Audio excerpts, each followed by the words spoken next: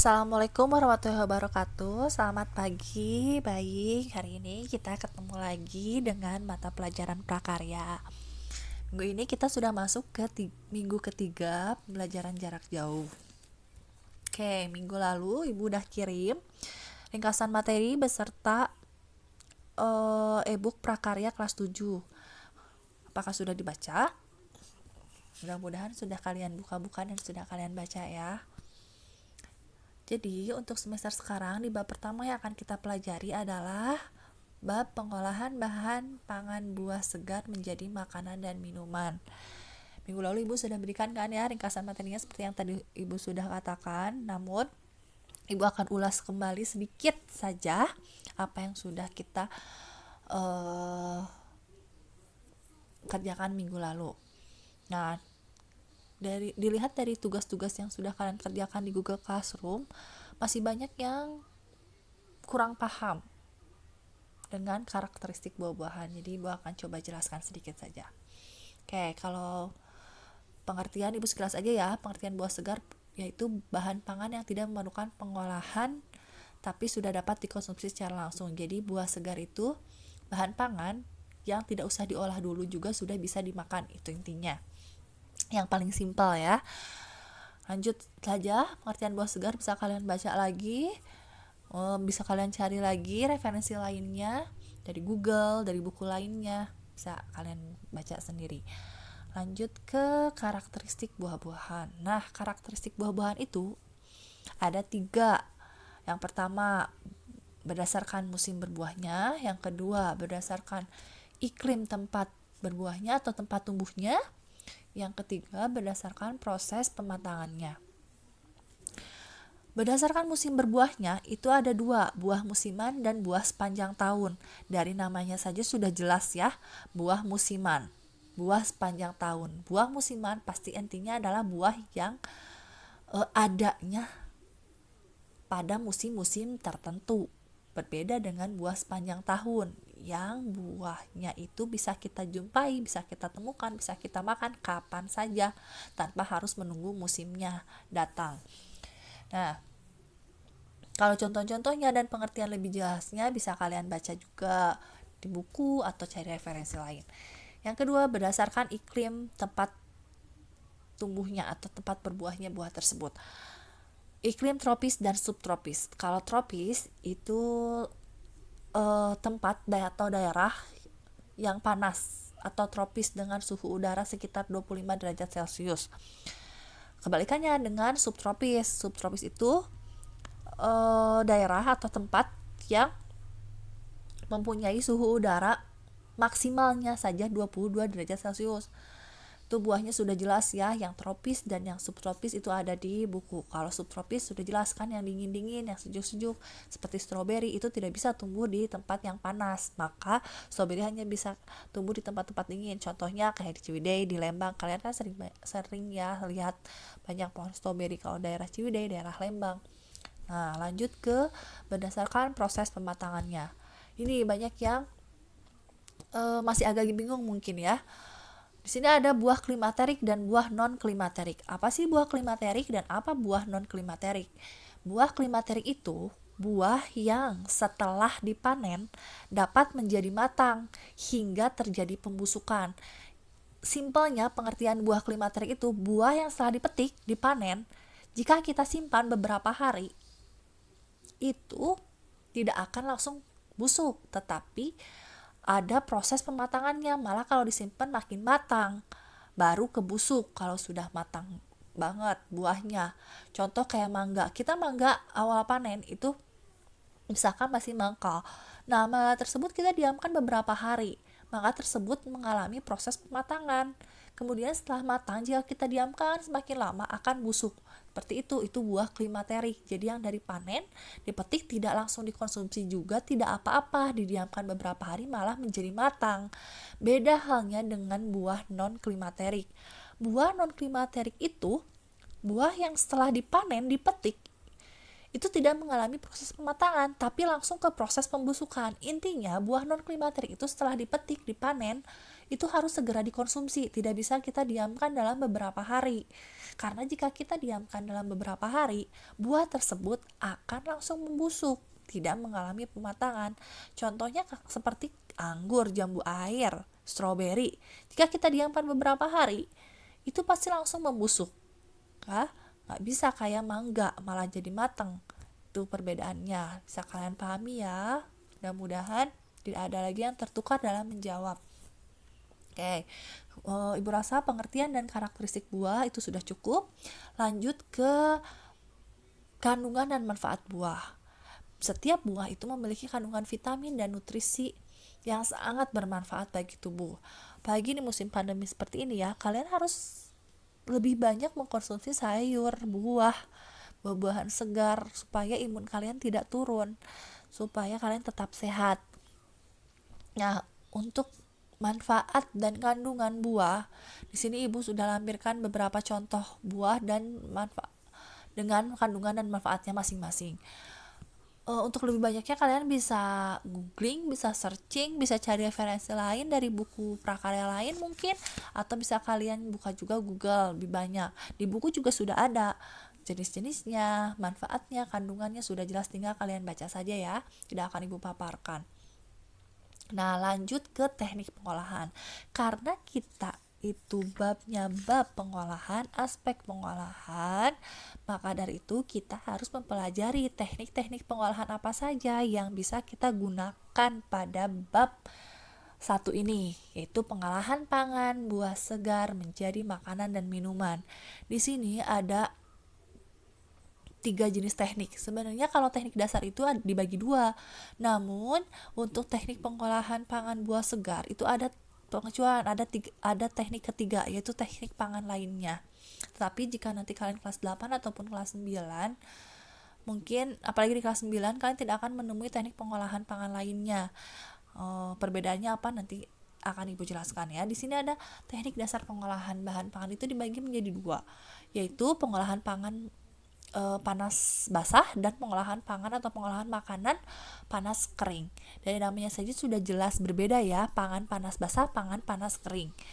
Nah, untuk pengertiannya, teknik pengolahan pangan panas basah yaitu teknik pengolahan makanan yang mengolah makanan dengan menggunakan bahan dasar cairan untuk mematangkannya. Jadi dengan bantuan cairan baru bahan makanan tersebut bisa matang menggunakan teknik tersebut. Berbeda dengan halnya pengolahan pangan panas kering. Kalau pangan panas kering itu mengolah makanan tanpa bantuan bahan dasar cairan untuk mematangkannya. Jenis-jenisnya itu nanti di slide selanjutnya akan Ibu perlihatkan. Dan yang teknik pengolahan pangan lainnya seperti yang tadi Ibu sudah katakan ya. Di sini ada jenis-jenis atau macam-macam teknik pengolahan pangan panas basah. Ada 7 macam. Dari mulai yang pertama teknik merebus, kedua teknik merebus menutup bahan pangan, teknik merebus dengan sedikit cairan, teknik menyetup atau menggulai, teknik mengukus, teknik mendidih, teknik mengetim. Untuk pengertiannya ini semua sudah ada lengkap pengertiannya di buku paket kalian. Kalau tidak salah itu halaman 179, bisa kalian baca saja di buku paket kalian. Apa sih teknik merebus? Apa sih teknik merebus menutup bahan pangan? Bedanya apa? Teknik merebus bahan pangan dengan teknik merebus dengan sedikit cairan. Itu pasti ada perbedaan. Bisa kalian baca, pahami dari buku kalian ya. Kemudian yang kedua adalah teknik pengolahan pangan panas kering. Ini ada 5 jenis. Yang pertama teknik menggoreng dengan minyak banyak. Yang kedua teknik menggoreng dengan minyak sedikit. Yang ketiga teknik menumis. Yang keempat teknik memanggang. Teknik memanggang ini dibagi beberapa jenis ya. Ada memanggang kering, memanggang dalam oven menambah kelembaban. Dan yang ketiga adalah memanggang dalam oven dengan menggunakan 2 wadah. Kemudian yang terakhir adalah teknik membakar. Ini kelima teknik tersebut adalah termasuk teknik pengolahan pangan panas kering, tidak menggunakan cairan untuk mematangkan bahan makanannya. Sama halnya dengan yang tadi, pengertiannya, penjelasannya, prosesnya bagaimana, bisa kalian baca di buku paket prakarya kelas 7. Itu ada di halaman 181.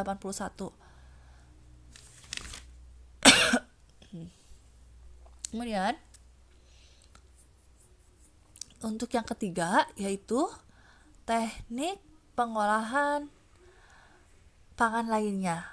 Yang pertama menghaluskan, kedua mencampur, menyaring atau memeras, dan tidak dimasak.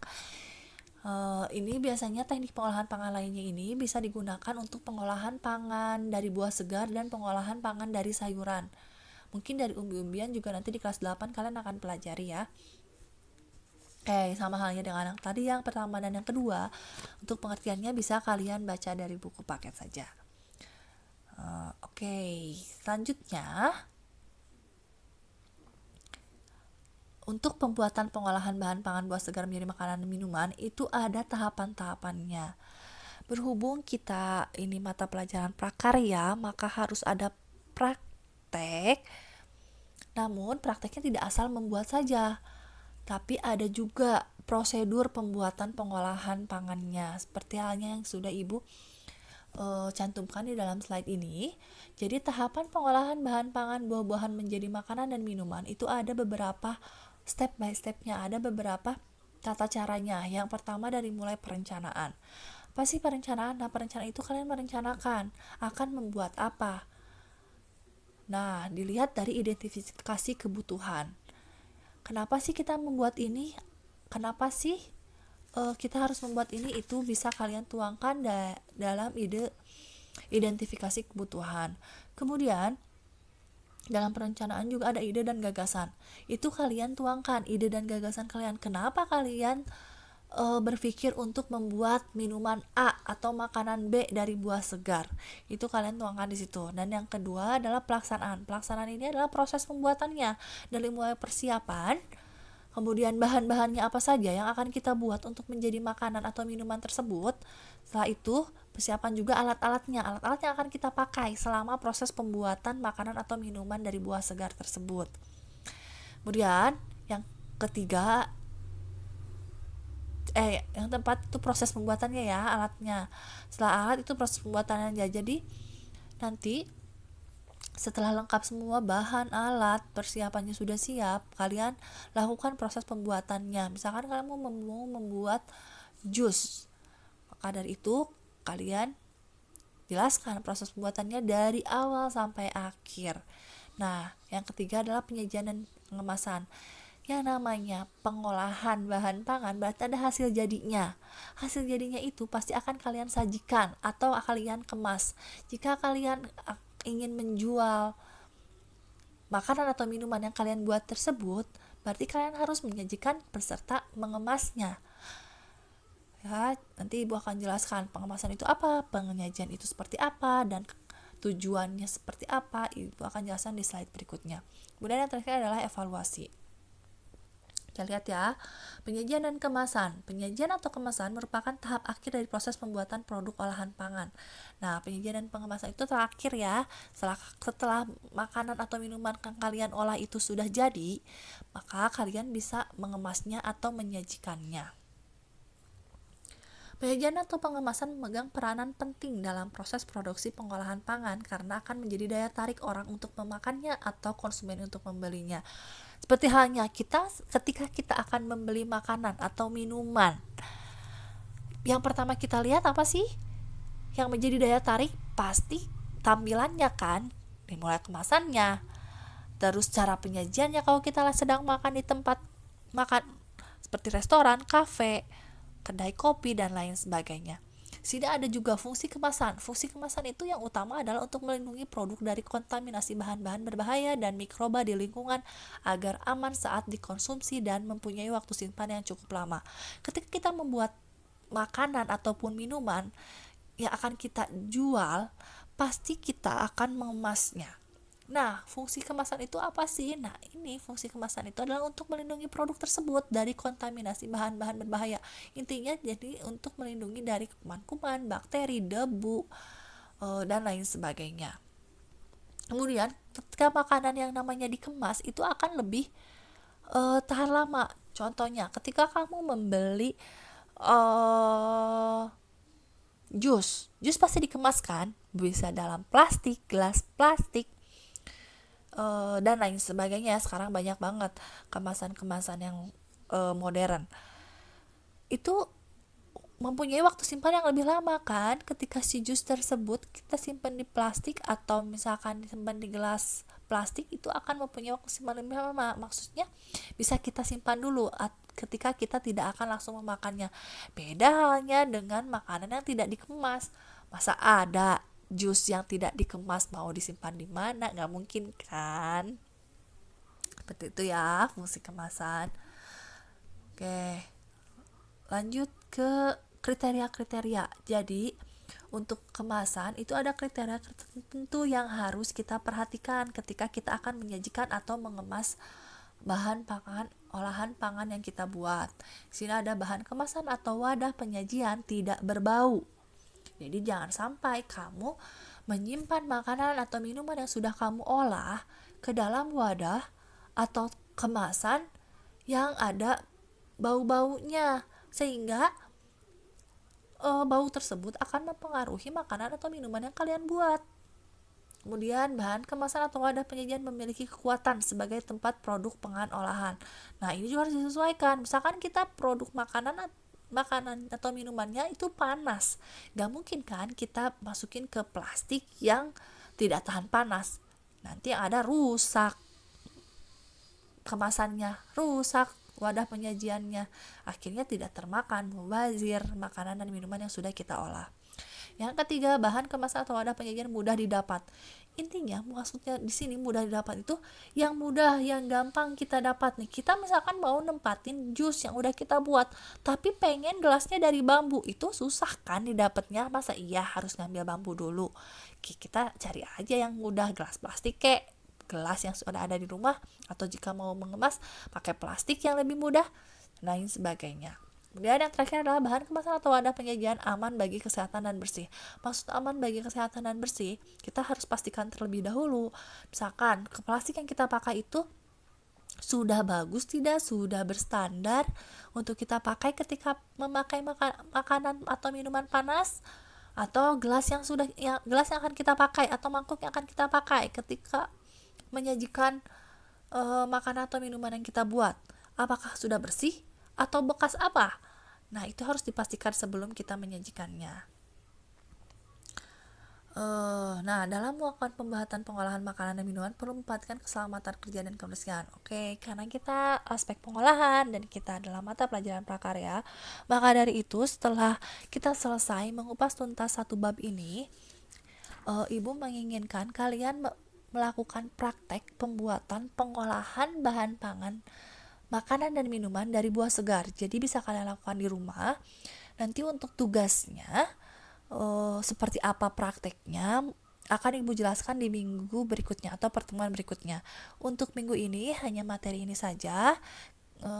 Kemudian kalian bisa jawab soal-soal jawaban singkat yang ada di Google Classroom yang akan ibu berikan di GC kelas masing-masing.